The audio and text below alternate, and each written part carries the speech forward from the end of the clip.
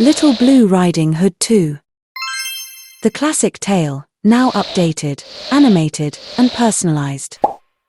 Yes, personalized with the boy's face. Send us a photo at kidsvideostory.com. And we'll make magic. Let's begin.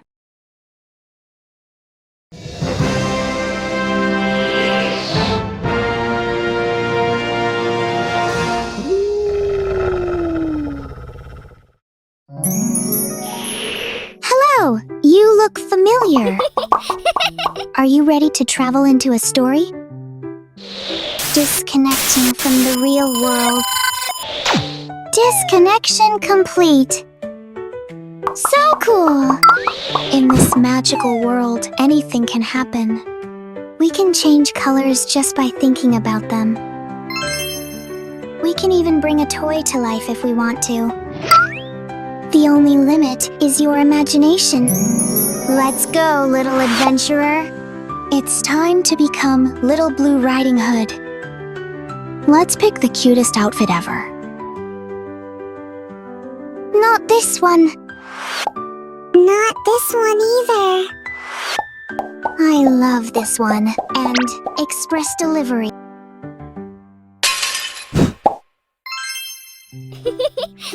Super fast. Wow. All set. Now we're ready to start the story of Little Blue Riding Hood and the Big Bad Wolf.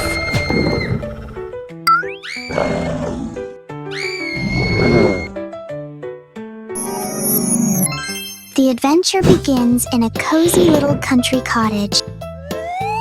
Little Blue Riding Hood lived there with his mom and his forest friends, the cute little animals. One morning, while he was eating breakfast, a little dove flew in with a message. Oh, Bunk! Are you okay, little dove? The message was from his sweet grandma. She wanted Blue to come visit and take care of her because she wasn't feeling so good. Little Blue Riding Hood zoomed off. He filled his basket with yummy food. Then he told his mom, and off he went. Soon, Blue had to make a choice. Which way should he go to Grandma's house? The path around the forest was the safest one, but it would take much longer. Going through the forest was much faster, but also a little dangerous. Grandma was waiting, so excited to see Blue. So Little Blue Riding Hood chose the forest path. But the wolf knew what he would pick, and he was already sneaking along the trail. How did the wolf know Blue would go through the forest? Maybe a little bird told him, don't you think? It was the same dove who brought the message, and the wolf caught her. Poor little dove. It looked like she was in big trouble. While Blue walked to Grandma's house, the wolf got ready. His first trap was coming. He dug and dug a very deep hole. Then he covered it up and waited for Blue. But suddenly, a little bunny hopped by. Oh, he got too close. Too close, and plop, he fell right in. Luckily, Little Blue Riding Hood arrived just in time. When he saw the little bunny stuck, he hurried to help. How do you think he helped the bunny out? By filling the hole with sand? Using his basket, tied with his cape? Or climbing down and lifting the bunny up? He chose option number 2! It was the fastest and safest. Little Blue Riding Hood filled the hole, waved goodbye to the little bunny. And off he went. The wolf was waiting again with a brand new trap. Blue was walking right toward it when something zoomed past him. It was a fox, and plop, he fell into the trap.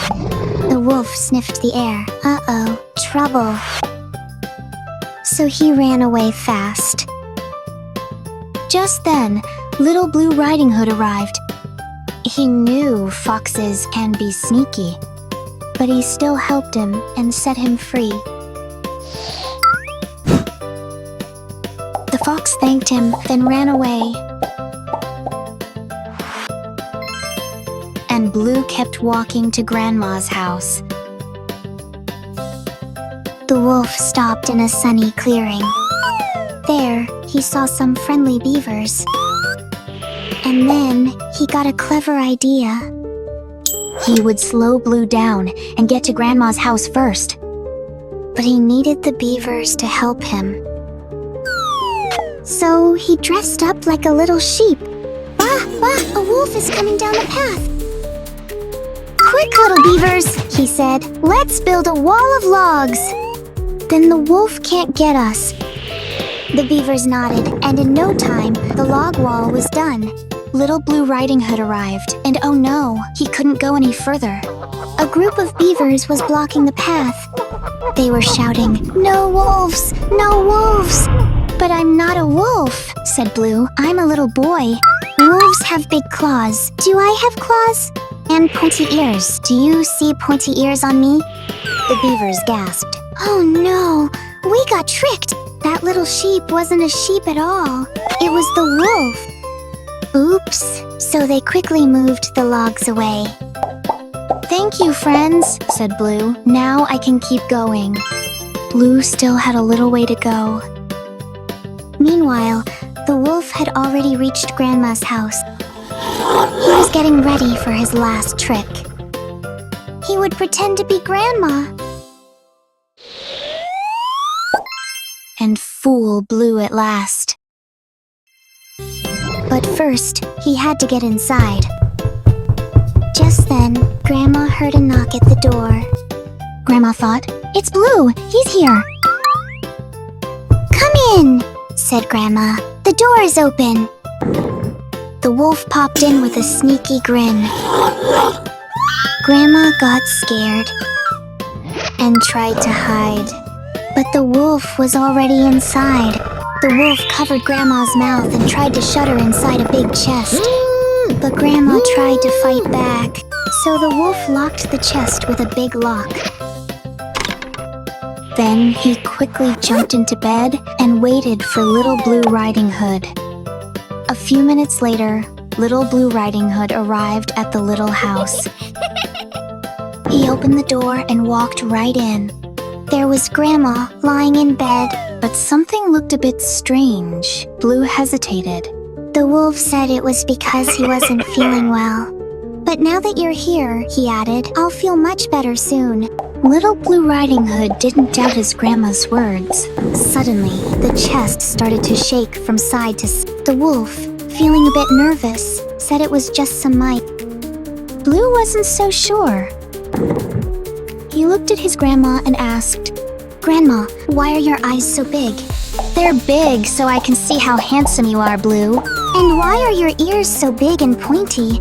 "So I can hear your lovely voice." "Grandma, what big hands you have." "So I can give you a big hug." Finally, Little Blue Riding Hood said, "Grandma, what a big mouth you have." "So I can get you better." The wolf thought he had won. He had caught Blue and Grandma too. He rubbed his paws, ready for a big feast. But suddenly, something stopped him. "Knock, knock!" Someone was at the door. "Who's that?" growled the wolf. Who would dare knock now? It was the little bunny Blue had helped in the forest. He came back to help Grandma and Blue, but the bunny was too small and not strong enough. And he ended up in the pot. "Knock, knock! Someone was at the door again." More food for my hungry belly, the wolf thought. This time, it was a group of doves. They had come back, and we all know why. Once again, the wolf used his strength, and soon the little doves were in the pot too. With the pot full to the top, The wolf was ready for a big feast. But once again, tired of all the unexpected visitors, the wolf decided that the next animal through the door would go straight into his pot. Watch out for the wolf! Run, little beavers, run!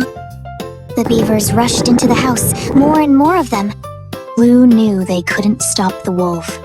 But there was one animal who could, the fox. Thankful and brave, the fox came back to help Blue and face the wolf once again.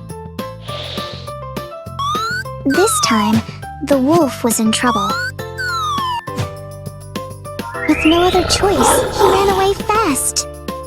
At last, Grandma was back in bed. She rested happily, with Blue taking care of her and giving her lots of cuddles. Grandma and Blue had been through something very scary, but they knew it wouldn't happen again. Now they were safe, with their new friends watching over them.